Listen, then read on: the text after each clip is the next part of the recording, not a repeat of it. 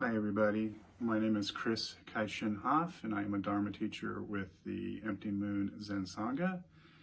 And this is a talk about the fifth grave precept of not intoxicating the mind and body of self and others. Seems clear enough at first pass. This precept is asking us not to drink or do drugs, not to sell drink or drugs, not to pollute our minds or bodies, to seek clarity, to live a life of renunciation. But I think there's more to this precept than that. Now, sure, I think literally that it makes sense to not ingest intoxicants of any kind if we are on a path of paying attention to our lives. But abstinence is not for everybody on the path. Many folks who practice Zen enjoy the occasional glass of wine or beer and understand its value and connection and sociability, or just enjoy the taste. Whether to drink or not drink, use drugs or not use drugs, is something that must be worked out for each individual. No judgment here. But having said that, we do live in a culture where we are routinely invited to engage in the consumption of various intoxicants, many of which are addictive. We now have at our fingertips, literally, a broad range of intoxicants available to us that can be all-consuming. From drugs and alcohol to all the potential intoxicants that are easily accessible via the smartphone in our hand, and to our own conceptions that we hold all too tightly. We live in a culture that is continually inviting us to spend our lives in a wasteful manner. This precept reminds me of what a Jungian friend once told me about why there was a tidal wave of zombie movies and TV shows over the last several years. As a Jungian, he related it to our collective unconscious. He said that it's because all of us are afraid of becoming zombies, sleepwalkers in our own life. But instead of a singular focus on the search for brains, we find ourselves unable to focus because of the limitless distractions available to us, all the while missing our lives as they really are. I get it. Seeing our lives as they really are can initially be quite terrifying, and it's not surprising that many of us would want to escape that experience. But this practice compels us to somehow find the courage to face the fact of our suffering, to awaken as our lives really are and face reality unclouded by intoxicants, distractions, and of course our precious conceptions. On the first multi-Zen retreat I attended, during the second day of the retreat, the woman who had been on the cushion next to me for a day and a half started to weep, and she wept. And we all sat holding that space for her. It was then I discovered something about the power of this practice as we do it together.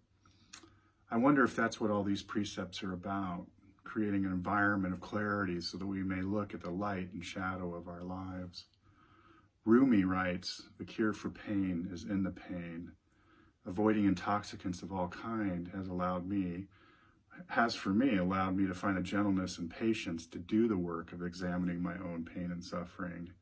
And in this effort, I have been rewarded moments of clarity or occasionally the ability to see and love.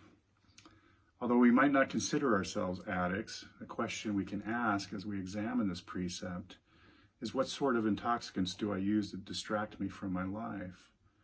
Although I might not be an alcoholic, for example, what distractions do I use alcoholically?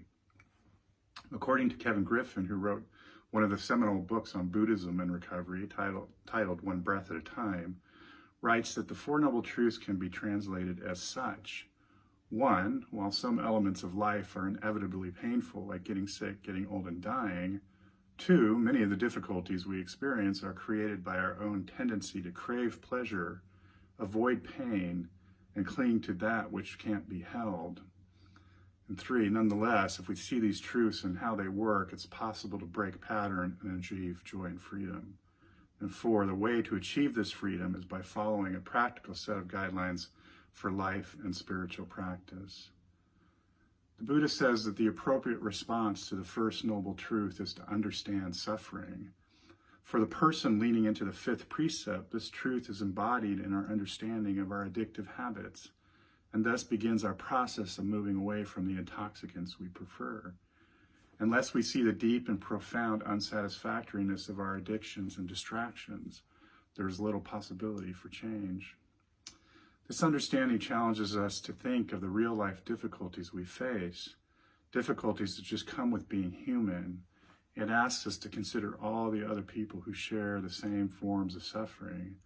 Maybe we will see we are not alone in our difficulties and pain. It also challenges us to think of the ways in which we create or exacerbate our problems through clinging or rejecting or trying to avoid or escape what is.